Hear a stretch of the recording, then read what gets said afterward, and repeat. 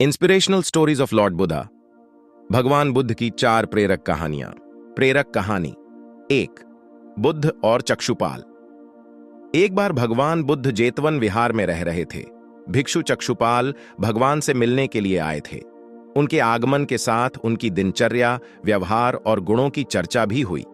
भिक्षु चक्षुपाल अंधे थे। एक दिन विहार के कुछ भिक्षुओं ने कुछ मरे हुए कीड़ों को चक्षुपाल की कुटी के बाहर पाया और उन्होंने चक्षुपाल की निंदा करनी शुरू कर दी कि उन्होंने इन जीवित प्राणियों की हत्या की। भगवान बुद्ध ने निंदा कर रहे उन भिक्षुओं को बुलाया और पूछा कि क्या तुमने भिक्षु को कीड़े मारते हुए देखा है? उन्होंने उत्तर दिया, नहीं।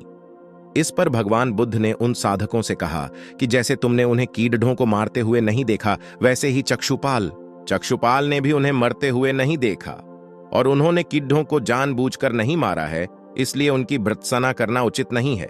भिक्षुओं ने इसके बाद पूछा कि चक्षुपाल अंधे क्यों हैं? उन्होंने इस जन्म में अथवा पिछले जन्म में क्या पाप किए? भगवान बुद्ध ने चक्षुपाल के बारे में कहा कि वे पूर्व जन्म में एक चिकित्सक थे। एक अंधी स्त्री ने उनसे वादा किया था कि यदि वे उसकी आंखें ठीक कर देंगे तो वह और उसका परिवार उनके दास बन जाएंगे। स्त्री की आंखें ठीक हो गईं, पर दासी बनने के भय से यह मानने से इनकार कर दिया। चिकित्सक को तो पता था कि उस स्त्री की आंखें ठीक हो गई हैं, वह झूठ बोल रही है। उसे सबक सिखाने के लिए या बदला लेने के लिए चक्षुपाल ने दूसरी दवा दी। उस दवा से महिला फिर अंधी हो गई। वह कितना ही रोई पीटी, लेकिन चक्षुपाल जरा भी नहीं पसीजा। इस पाप के फलस्वरूप अगले जन्म में चिकित्सक को अंधा बनना पड़ा। प्रेरक कहानी 2। परिश्रम और धैर्य। एक बार भगवान बुद्ध अपने अनुयायियों के साथ किसी गांव में उपदेश देने जा रहे थे। उस गांव से पूर्व ही मार्ग में उन लोगों को जगह जगह बहुत सारे गड्ढे खुदे हुए मिले। बुद्ध के एक शिष्य ने उन गड्ढों को देखकर जिज्ञासा प्रकट की, आखिर इस तरह गड्ढे का खुदे होने का तात्पर्य क्या है? बुद्ध बोले, पानी की तलाश में किसी व्यक्ति ने इतने गड्ढे खोदे हैं। यदि वह धैर्यपूर्वक एक ही स्थान पर गड्ढे खोदता तो उसे पानी अवश्य मिल जाता, पर वह थोड़ी देर गड्ढा खोदता और पानी न मिलने पर दूसरा गड्ढा खोदना शुरू कर देता। व्यक्ति को परिश्रम करने के साथ धैर्य भी रखना चाहिए। प्रेरक कहानी 3। अमृत की खेती। एक बार भगवान बुद्ध भिक्षा के लिए एक किसान के यहां पहुंचे। तथागत को भिक्षा के लिए आया देखकर किसान उपेक्षा से बोला, श्रमण, मैं हल जोतता हूं और तब खाता हूं। तुम्हें भी हल जोतना और बीज बोना चाहिए और तब खाना खाना चाहिए। बुद्ध ने कहा, महाराज, मैं भी खेती ही करता हूं। इस पर किसान को जिज्ञासा हुई और वह बोला, मैं न तो तुम्हारे पास हल देखता हूं, ना बैल और ना ही खेती का स्थल। तब आप कैसे कहते हैं कि आप भी खेती ही करते हो? आप कृपया अपनी खेती के संबंध में समझाइए। बुद्ध ने कहा, महाराज, मेरे पास श्रद्धा का बीज, तपस्या रूपी वर्षा और प्रजा रूपी जोत और हल है। पाप भीरुता का दंड है, विचार रूपी रस्सी है, स्मृति और जागरूकता रूपी हल की फाल और पेनी है। मैं वचन और कर्म में संयत रहता हूं।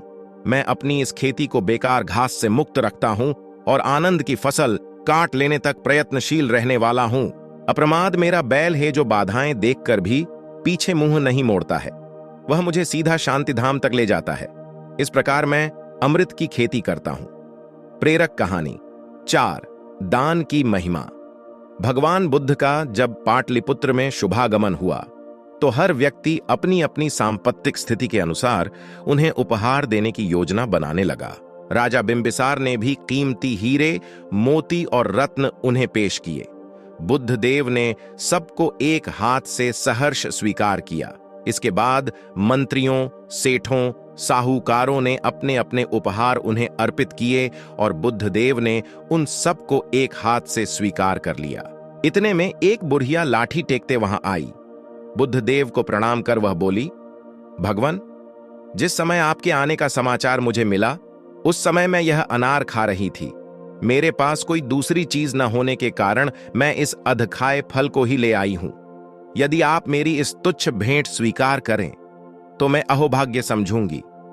भगवान बुद्ध ने दोनों हाथ सामने कर वह फल ग्रहण की।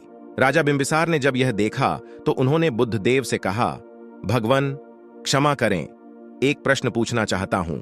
हम सब ने आपको कीमती और बद्धे बद्धे उपहार दिए जिन्हें आपने एक हाथ से ग्रहण किया, लेकिन इस बूढ़िया द्वारा दिए गए छोटे एवं झूठे फल को आपने दोनों हाथों से ग्रहण किया, ऐसा क्यों? यह सुन बुद्धदेव मुस्कुराए और बोले, राजन, आप सबने अवश्य बहुमूल्य उपहार दिए हैं, किंतु यह सब आपकी संपत्ति का 10वां हिस्सा भी नहीं है। आपने यह दान दीनों और गरीबों की भलाई के लिए नहीं किया है, इसलिए आपका यह दान सात्विक दान की श्रेणी में नहीं आ सकता। इसके विपरीत इस बुढ़िया ने अपने मुंह का कौर ही मुझे दे डाला है। भले ही यह बुढ़िया निर्धन है, लेकिन इसे संपत्ति की कोई लालसा नहीं है। यही कारण है कि इसका दान मैंने खुले हृदय से दोनों हाथों से स्वीकार किया है। वेब दुनिया पर पढ़ें। विशाल क्रिएशन चैनल को सब्सक्राइब करें।